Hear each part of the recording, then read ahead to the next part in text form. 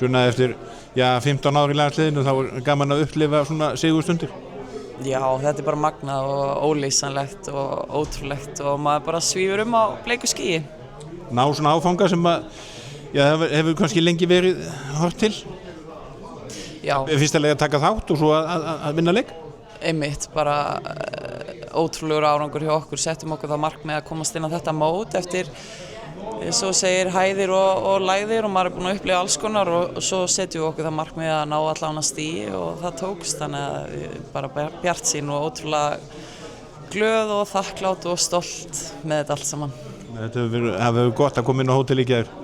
Já, mjög gott og náttúrulega bara magnaði stuðningur sem við fáum og bara horfa upp í stúku og fá þessa orku og fagna með þessu fólki sem hérna með okkur. Þetta er bara ólýsanlegt. Söngur og gleði þetta í leikslok.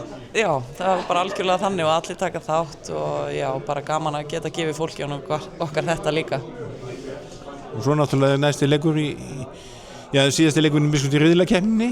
Það þarf að gera sig upp í hann. Já, ég bara hefði ekki getað beðið betra handrit af þessu og þetta er skrifað í skýin að vera að fara í úrslitaleik á móti Þýskalandi á morgun og bara magnað að vera í þeirri stöðu í dag að vera að fara í úrslitaleik í riðlinum. Næg orka í mannskapnum til þess að takast á við hann? Já, og með gleði og góðum árangri þá kemur líka aukin orka þannig að við erum bara ferskar og mikið tilhlökkun í hópnum.